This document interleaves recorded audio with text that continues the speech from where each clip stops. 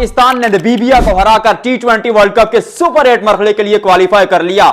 असल इम्तिहान पाकिस्तान का यहीं से शुरू होना है, क्योंकि टी20 वर्ल्ड कप में जो बड़ा चार्म था, जो बड़ा क्रेज था, वो इसी स्टेज से शुरू होना है। और बात करेंगे साहिबजादा फरहान के लाजवाब उस 100 की, क्योंकि अपने हीरो के साथ अब वो उस लिस्ट पर खड़े। अहमद शहजाद ने इससे पहले 100 बनाया था 2014 में, 2026 में, पिछले 12 सालों में एक ही पाकिस्तानी खिलाड़ी जिसने टी20 वर्ल्ड कप में 100 बनाया, साहिबजादा फरहान उनका नाम है। एक दफा फिर प्लेयर ऑफ द मैच होते हैं। फिर शादाब खान की बात करेंगे, क्योंकि गेंद के साथ, बल्ले के साथ अपने कलर में वापस नजर आ रहे हैं। भारत के खिलाफ पाकिस्तान की टीम बुझी बुझी नजर आई, लेकिन आपने यूएसए और नामीबिया को हराया। और पाकिस्तान एक ऐसी टीम है जिससे जब सब उम्मीदें छोड़ देते कि ये टीम कुछ नहीं कर पाएगी, ये टीम अचानक आती है और सबको हैरान कर देती है। क्या यही वो मौका है? क्या यही वो मौके के साथ साथ दस्तूर भी है जहां पर पाकिस्तान टीम सबको हैरान करेगी? उसकी चर्चा करेंगे, लेकिन आगाज एक ऐसे पॉइंट के साथ करूंगा जो मेरे दिमाग में एक सर चढ़कर बोल रहा है। वो कहते हैं ना कि किसी चीज का जुनून जो है वो सर चढ़कर बोलता है। एक चीज मेरे दिमाग में अभी तक खटक रही है कि बाबर आजम को आपने बल्लेबाजी के लिए नहीं भेजा।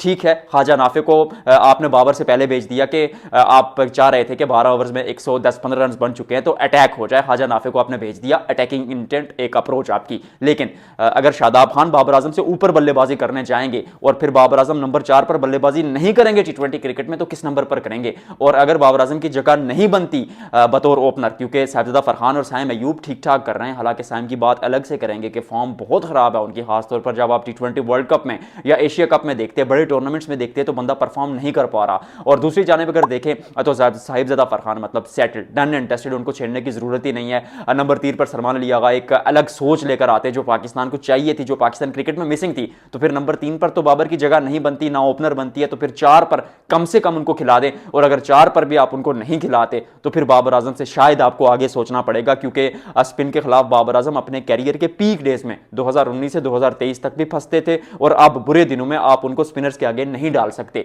तो इट्स टाइम कि बाबर आजम को आप इस वर्ल्ड कप में कंप्लीट चांस दें। मुझे पर्सनली ऐसा लगता है कि बाबर आजम की शायद बल्ले से वो एक आध बड़ी इनिंग आएगी, वो वापस फॉर्म में आएंगे, लेकिन कब तक यार? मतलब इंतजार की भी इंतहा हो गई और अब तक बाबर के बल्ले से रन्स नहीं आए और आप उनको बल्लेबाजी के लिए नहीं भेजते। जो कॉन्फिडेंस उनका ऑलरेडी डाउन है वो मजीद डाउन हो जाएगा यार। आई मीन आप अपने बेस्ट हीरो को यूज ही नहीं कर पा रहे। और साइम अयूब, उनके बारे में मैं ये कहूंगा कि अगर वो रन्स नहीं बना रहे तो फिर कहीं ना कहीं आप साहिबजादा फरहान के साथ फखर जमान को इन कर सकते हैं। लेकिन साइम गेंदबाजी भी कर रहे हैं तो फिर आप साइम को नहीं निकालेंगे। और साइम मिर्जा 3 डायमेंशनल प्लेयर जो किसी भी वक्त परफॉर्म कर सकता है। तो टीम ऊपर से तो ठीक ठाक लग रही है, टॉप 3 जो है। साइम अयूब फेल हो रहे हैं, but we should back him, क्योंकि ओपनर्स को तब्दील करके आपकी टीम पूरी जो है ना उसकी लुक ही चेंज हो जाएगी।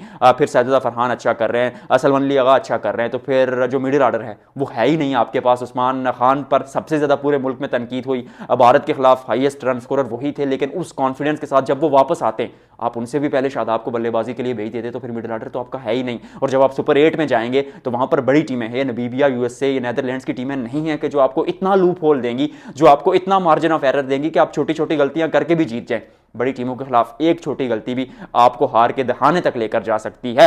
तो ऊपर से टीम ठीक, मिडिल ऑर्डर में समस्या, लेकिन गेंदबाजी और बल्लेबाजी में पाकिस्तान की जो मुश्किलात हैं वो हल हो रही हैं, क्योंकि नए गेंद के साथ आपको विकेट नहीं मिल रही थी। सलमान मिर्जा आते हैं, वो विकेट लेते हैं। फहीम अशरफ के साथ आपने नए गेंद के साथ आगाज किया, अच्छी गेंदबाजी की है, एक कैच ड्रॉप हुआ, तो अटैक में आप फहीम और अगर जाते हैं सलमान मिर्जा के साथ, बीच में स्पिनर्स आते हैं, सर उस्मान तारिक साहब आते हैं, 4 विकेट आज उनके नाम के आगे। फिर शादाब खान आते हैं, 3 विकेट वो लेते हैं, नवाज आते हैं, 2 विकेट वो लेते हैं, इब्रार को आपने ड्रॉप कर दिया। मुझे पर्सनली लगता है कि इब्रार को ड्रॉप करने के बजाय आप फहीम अशरफ को ड्रॉप कर देते या आप नवाज शादाब में से किसी एक को ड्रॉप कर देते तो भी काम चलता। लेकिन क्योंकि दूसरा तेज गेंदबाज आप खिला नहीं रहे, तो फिर फहीम को खिलाना बनता है। वो बल्लेबाजी भी कर लेते, 1-2 ओवर भी कर लेते हैं, एक दूसरे गेंदबाज की जो आपको वो एक नीड है वो भी पूरी कर देते हैं, जैसे हार्दिक पांड्या इंडिया में करते हैं। हालांकि कंपैरिजन कोई नहीं है, बट फहीम अशरफ के साथ आपको काम चलाना पड़ेगा, साथ सलमान मिर्जा। और मैं भी किसी मुकाबले में आप जाएं जब कैंडी में, तो नसीम शाह को वहां पर खिला दें, क्योंकि पाकिस्तान ने जो सुपर 8 में 3 मैचेस खेलने, 2 आपने कैंडी में खेलने, 1 आपने कोलंबो में खेलना है।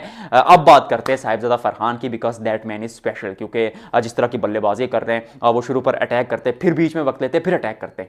I mean that is a wonderful thing. और पाकिस्तान क्रिकेट को ये चीज चाहिए थी। पहली जो 50 कंप्लीट की वो 30 गेंदों में, और दूसरी जो 50 कंप्लीट की पहली जो 50 कंप्लीट की वो 36 गेंदों पर, और दूसरी जो 50 कंप्लीट की वो 20 गेंदों पर कंप्लीट की। दैट्स अनबिलीवेबल, क्योंकि यही चीज लोग बात कर रहे थे कि भाई शुरू पर आते हैं, अटैक करते हैं, सामने वाली टीम को मारते पीटते हैं, फिर रुक जाते हैं यार, स्ट्राइक रेट फिर 130 का होता है, अब की बार ऐसा नहीं हुआ। अब की बार ऐसा हुआ कि आते हैं शुरू पर आज थोड़ा स्ट्रगल किया, फिर बीच में शॉट्स खेले, फिर स्ट्राइक भी रोटेट किया, वो बड़े बड़े छक्के मिल गए। कई लोग कह रहे हैं बाबर आते थे, प्रेशर डालते थे, इसलिए वो आउट हो जाते थे। मतलब मैं नहीं कह रहा, लोग कह रहे हैं। खैर, Sajida Farhan is a wonderful talent. Ahmed Shehzad ने पहले 100 बनाया था T20 वर्ल्ड कप में पाकिस्तान के लिए, साजिदा फरहान ने भी बनाया। साजिदा फरहान के जो फेवरेट खिलाड़ी हैं, जो आइडियल हैं, वो भी अहमद शहजाद हैं। तो एक अच्छी चीज़ के साजिदा फरहान उस टेस्ट में नजर आते हुए। सुपर 8 आसान नहीं होगा पाकिस्तान के लिए, लेकिन पाकिस्तान टीम किसी को भी हरा सकती है किसी भी दिन। मतलब एक दिन अगर आप इनका मैच करा देते हैं ना फैसलाबाद की टीम से या चिचावतनी की टीम से, शायद ये उससे भी हार जाएं, और दूसरे दिन आप उनका ऑस्ट्रेलिया, इंडिया, न्यूजीलैंड, इंग्लैंड किसी से भी मैच करा दें, उससे भी जीत सकते। तो चर्चा करेंगे सुपर 8 में पाकिस्तान के चांसेस की अगली वीडियो में।